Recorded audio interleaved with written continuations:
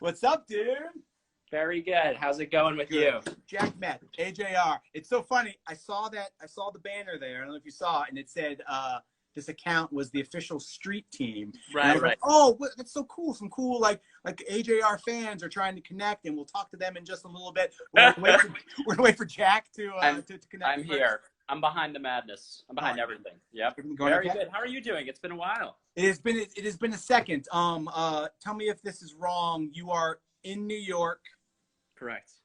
Staying at home as everybody should be doing. Your brothers are around, but maybe not necessarily in the same apartment all the time as you. Yeah, that's exactly correct. Hold on one sec. I'm just gonna get a charger real quick. Yeah, dude. Of course. Yeah, I don't want it to die on here. The situation's funny. Ryan is in Brooklyn right now with his girlfriend, quarantining with her, and Adam is kind of homeless. He's like jumping around to different apartments. He's being really smart because we're on tour so often. So he actually, in a while, he hasn't had an actual apartment. So he saved up like a ton of money doing that. And I think obviously no one expected this, but so now he's basically like, oh my God, what do I do? And I think he found a friend of ours that's not staying at their apartment. So that's where he is. Cool, man. Cool. What has life been like in New York? You hear obviously all the very, very tough and very difficult stories, as this has been a real hot spot. New York has been kind of the hot spot for all of this. Yeah, how have things been for you, just kind of like hanging out? Honestly, it's really tough. I mean, life for us is when we're home off tour, it's kind of this, you know, when we write everything, as I'm sure we mentioned to you, in our living room or in our apartment. It's just me and Ryan writing. And that's pretty much what we've been doing. In terms of going outside, we wouldn't be going outside except for our dog. We have a really big dog, so she needs to be walked 3 times a day. And when you go outside, it's so frustrating. It's like such a nightmare. And I live in an area, Union Square, which is kind of like almost the epicenter, like the eye of the storm for some reason. Everyone that seems to have the virus seems to be congregating in the park. Yeah. So it's such a bad spot to be, and none of them have any concern for social distancing. So it's a real dodging game when you go out there. It's funny you mentioned writing. This was not supposed to be a writing time for the band. Not at all. Yeah. How has that been? Has it been difficult to get back into that mode? At first it was. I was saying before that we're definitely not a band that has ever sat down in a room and said, let's write a song today. Literally every song we've ever written has come from an idea popping into our head when we're walking down the street or listening to another song. And then I call Ryan and we say, let's get home really quick and write. This is a very different story. This is what pretty much every other artist does, which is, you know, pay for studio time. I'm in here at 4 p.m. and we're going to write this many songs. You know, it's more technical and planned.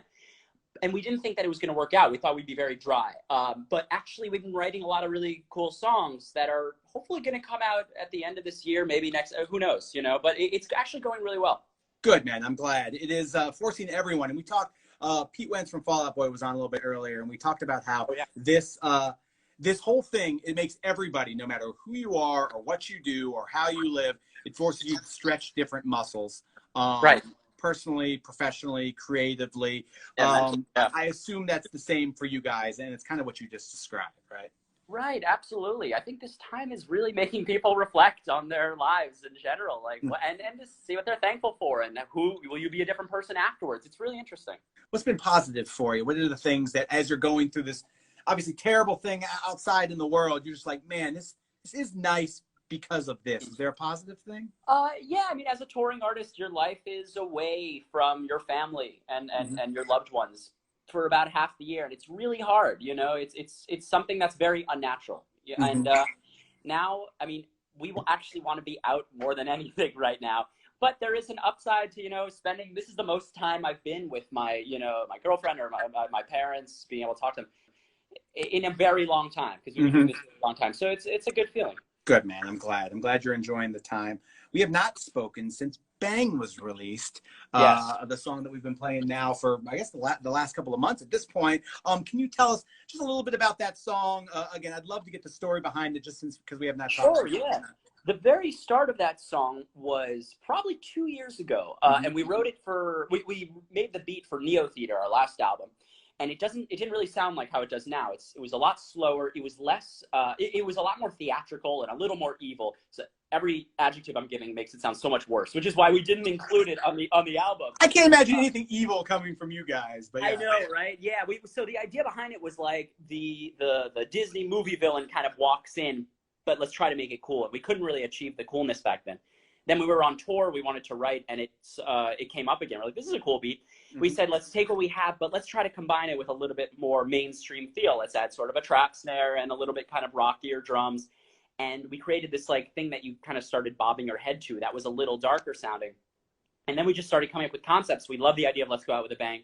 And then we started writing, basically the concept around that was this interesting time where you can't quite stay a kid and you're on the sort of the precipice of becoming an adult. And that sort of weird line straddling, and you're basically saying, you know, if it's gonna happen, let's go out with a bang. Let's do it well. Yeah, absolutely. It's a great song. It has sounded awesome on the radio station. We look forward to hearing it live. Yeah. Oh, we haven't played it. At some point. We haven't played it yet. Yeah.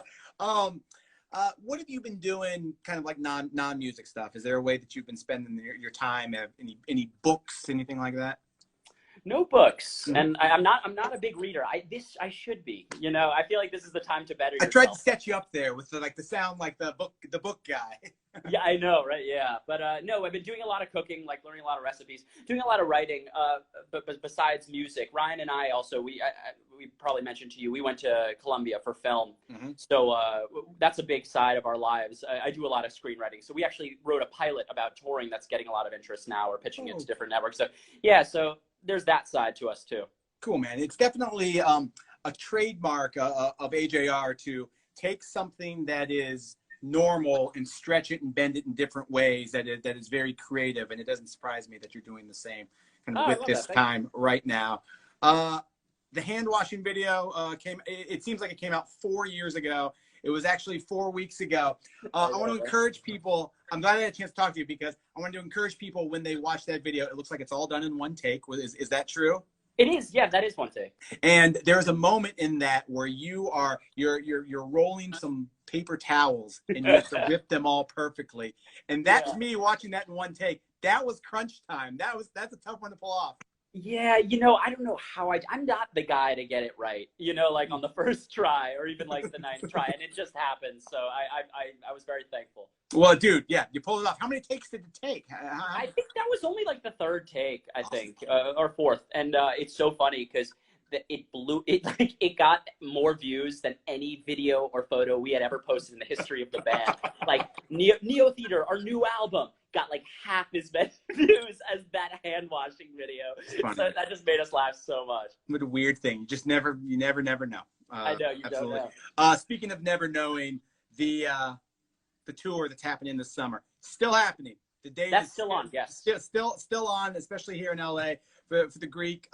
Obviously, there's a little bit of question mark. Have you heard anything? Do you know anything? Like, as far as we're still a go as of right now. Literally, as far as I know, we are still a go. Greek Theater with Quinn 92, Hobo Johnson, and Ash. Awesome. Very cool lineup. We're very excited about. Absolutely, we've gotten to know Ash very well in the last month or two. It's been super cool what's happened with right. Oh yeah, Is this her first song at Alternative Radio? Yeah. That's fantastic. Absolutely, that song's amazing. It's been a cool thing. Awesome, Jack. Thank you for taking the time.